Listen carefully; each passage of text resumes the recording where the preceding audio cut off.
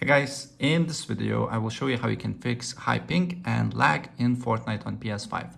So without further ado, let's get started. First of all, go press options button and go to settings and make sure that on settings here on game, make sure that matchmaking region is selected auto. So this means that Fortnite will suggest you the server with the lowest ping, and once done, then you can close the game and then go to settings here, then go to network, and then what I suggest you to do here is first you test your internet connection. If you're having bad internet connection and you connected to a Wi-Fi, try to restart your router and look if the problem persists or not.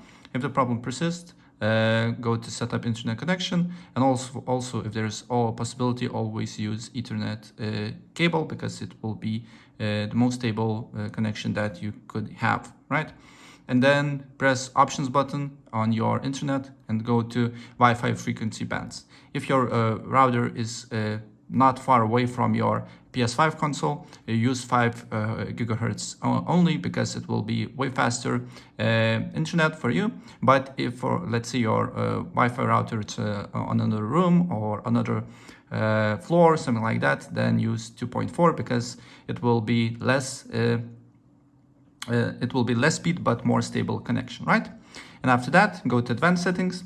On advanced settings, make sure that DNS settings is on manual, and then here you can on primary settings on DNS you can test to DNS servers. So first one is 8.8.8.8, and on secondary 8.8.4.4.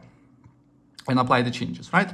And look if the problem persists or not. If you're still getting high ping and lag, then try to use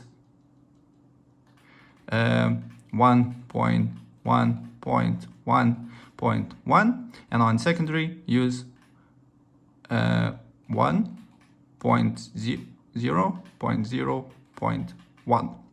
And also on MTU settings, if you're not getting stable connection, go to manual, and here make it to 1475.